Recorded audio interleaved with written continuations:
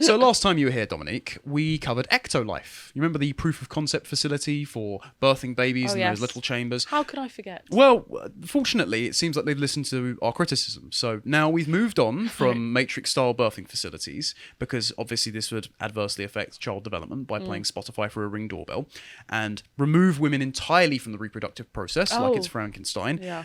Worry not, women. Your concerns have been heard. Rather than outsource gestation to these pods, your corpse is now going to be a vessel for transgender people's offspring. That makes me feel so much better. Yes, you're going to get brain damage for trans rights. Now, of course, me being a seasoned misogynist would never advocate for this, but it seems that progressives are really, really happy about this. Let's look into the ethically murky world of surrogacy. First of all, an exclusive from the Daily Mail, womb transplants for trans women are very likely in the near future, claim top facility experts. Read expert as ideologue, I would advise. Yep. Trans women will be able to get life-changing womb transplant in the near future. The huge scientific breakthrough would give biological males the chance to carry a child, a feat currently impossible. Nature is cruel. Infertile women around the world have already given birth thanks to the pioneering op. Only tiny modifications would be needed to make it a reality for men too. According to world-renowned voices in the transplantation field, wombs could have come from deceased women and donors who have decided to have their own reproductive organs removed, which can happen when women decide to become men. We're literally body swapping.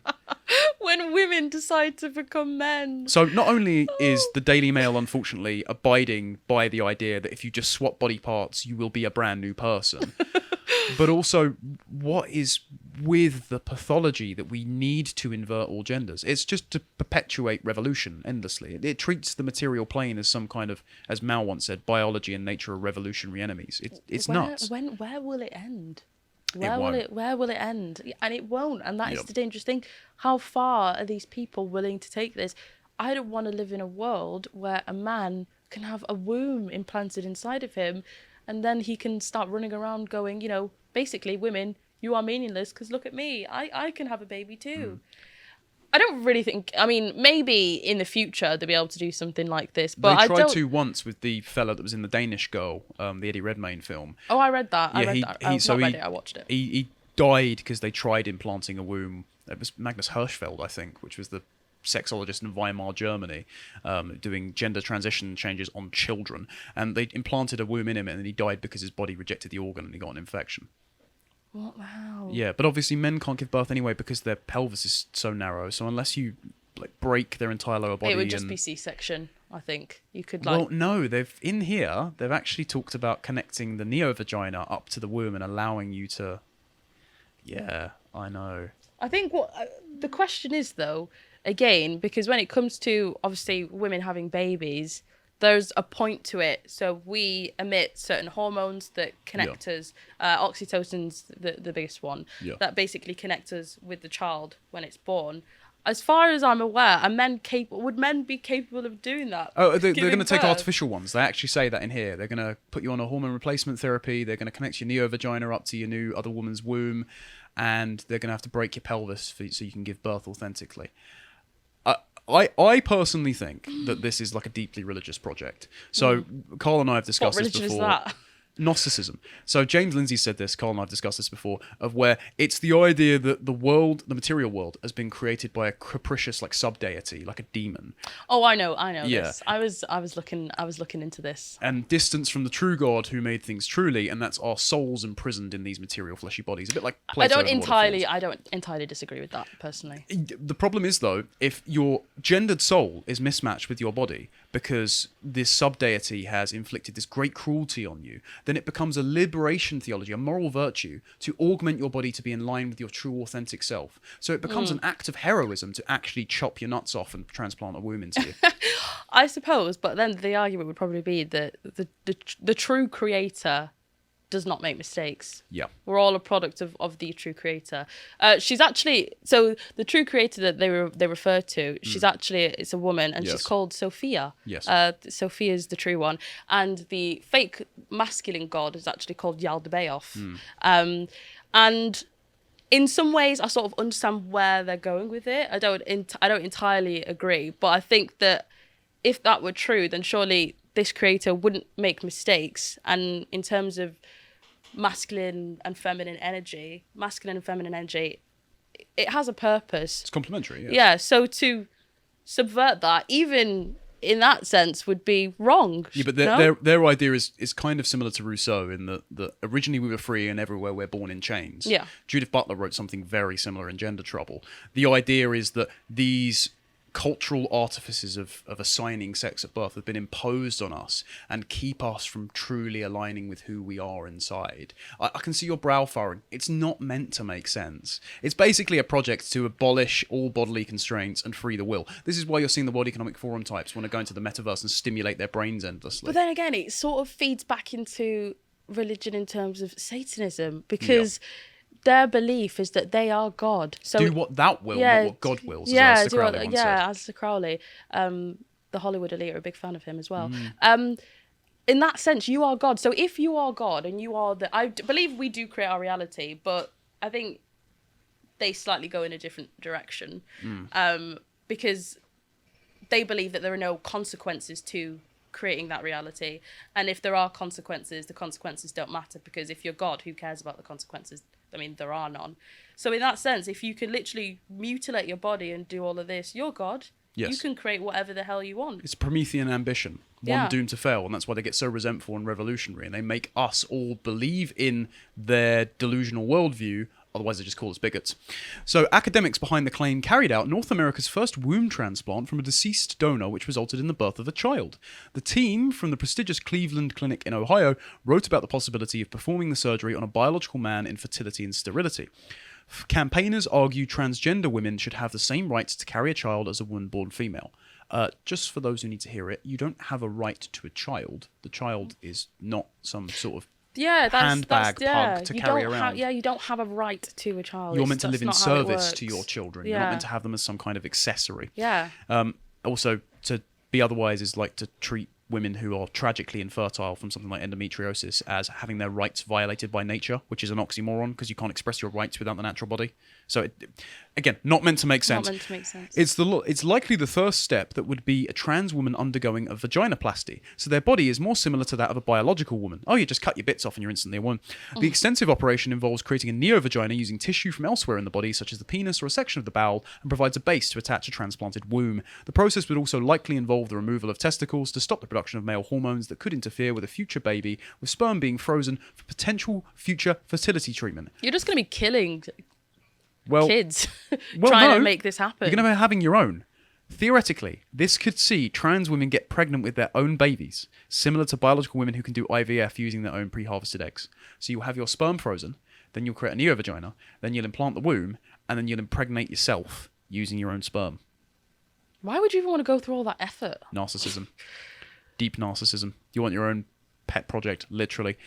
Currently, uterus transplants are only available for reproductive purposes, are normally removed following the birth of a single child, but sometimes are kept for one or two. But a trans woman might, in theory, want to keep their womb for longer as part of treating their gender dysphoria by allowing them to menstruate. Authors said this prospect could carry unknown dangers to the patient. Oh, you think? You think forcing the body to do something that it actually is not supposed to do might have some consequences? Also taking lots of immunosuppressant drugs and at the same time cutting your reproductive organs off, which release hormones which do regulate your immune system. When I was talking to Richie Herron, for example, he said, ever since this has been done to me, I've just been ill all the time because I've just got no immune system left. There's been about... Is he a trans man or a trans woman? He's a bloke who was convinced to go through the full surgery, had it botched. We have an amazing interview with him on our website. It's the most harrowing story I've ever heard. And he's currently, very successfully, the first person to sue the NHS for gender transition treatment. Insightful, sad stuff. Hence why none of this should be encouraged. It's just not going to help people. You're just pushing them down a path which will lead them to sterilise themselves.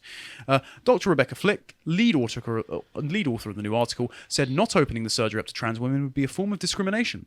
As we increasingly recognise a history of inequality and discrimination for transgender women, we must question whether it is acceptable that transgender women were denied access to clinical trials based on their gender identity and trans status. She added that giving trans women wombs would help address the mental anguish they suffered by not being able to fully embrace their gender identity. Further, as studies accumulate, revealing high levels of depression and suicidality in trans women and demonstrate the emotional impact of reduced procreative ability in this population, we must consider the potential benefits of bringing uterus transplantation into trans women. The first uterus transplant in the transgender female in the 21st century is anticipated to take place within the next few years, if not sooner. I don't want to live on this earth anymore. I just want to get off. So, please. I'm actually a bit scared to even have kids. I think I'm probably going to have to homeschool them because by the time I have children, like, I wonder where we will be. Yeah.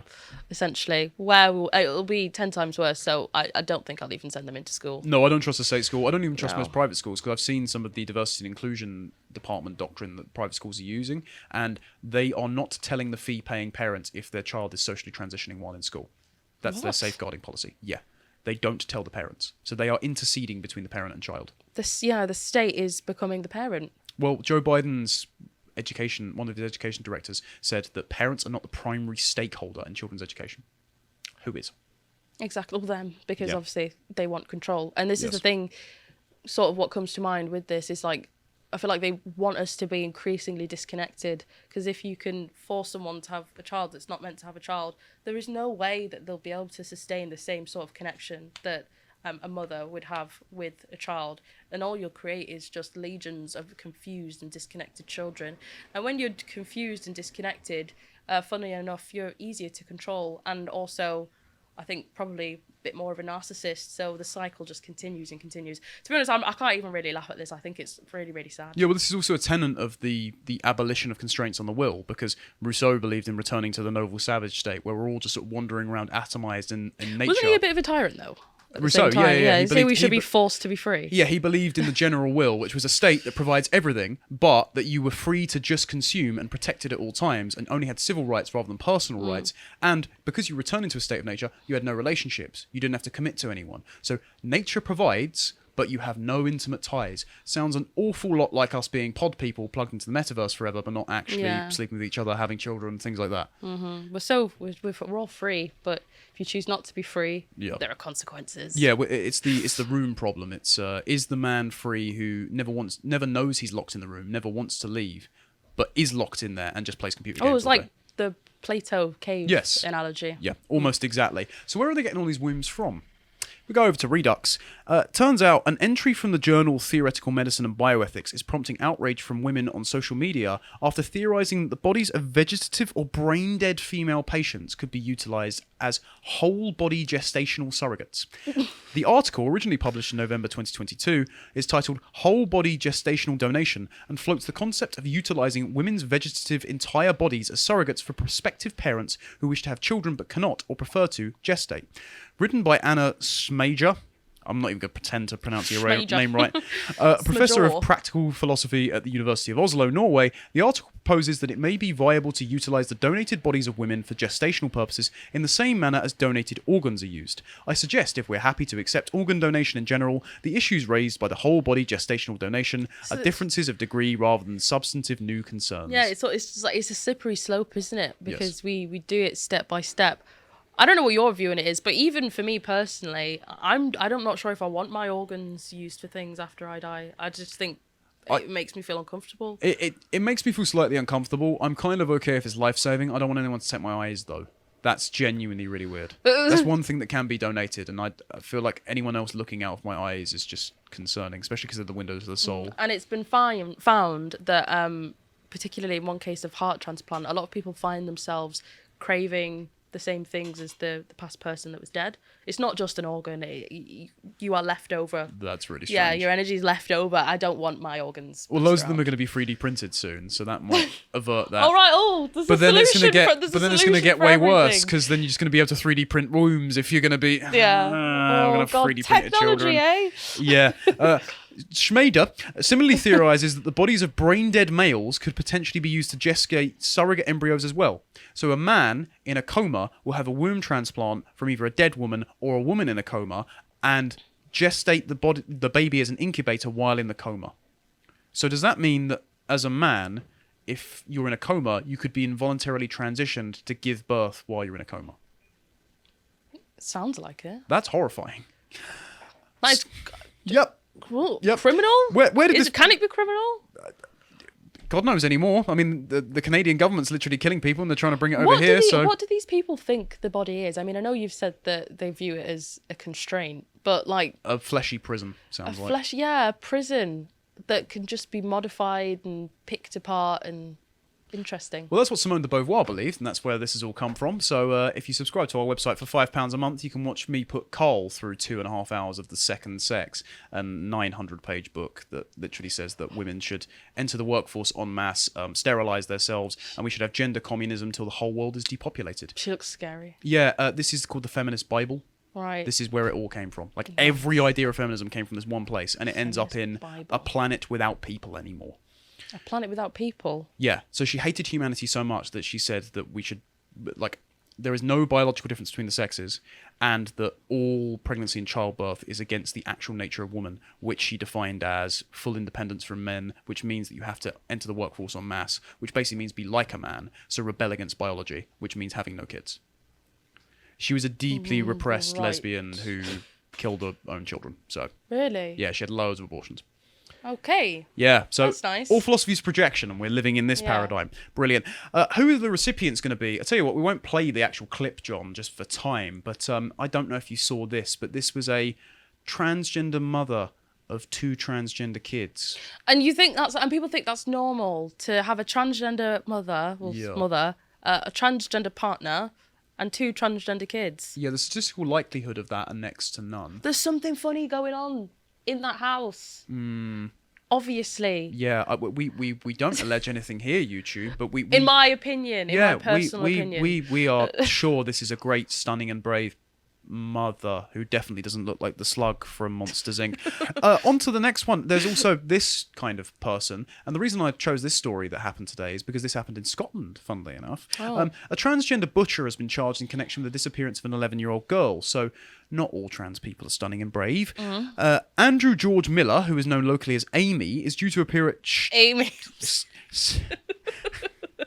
Go on. Sacred Sheriff Court on Thursday after his arrest on Monday night. A major search operation including mountain rescue teams and police divers was launched following the disappearance of a child from Galashiels town centre on Sunday evening. After more than a day, she was discovered safe and well, with an investigation centring on a property in Gattonside, 3 miles from where she'd last been seen. Police referred to Miller, who locals said he had presented himself as a transgender female for several years, as 53-year-old Scotland man, in contrast to Nicola Sturgeon's push to introduce sex self-identification laws in Scotland. And we see here again the trans women are only women as long as they don't commit crime standard that Nicola Sturgeon has been trying to deploy with Isla Fisher. I loved that interview that she did. But what is to stop Isla Fisher, or this person, even in prison, from having a womb transplant? Because wouldn't it be their human right to gender-affirming care?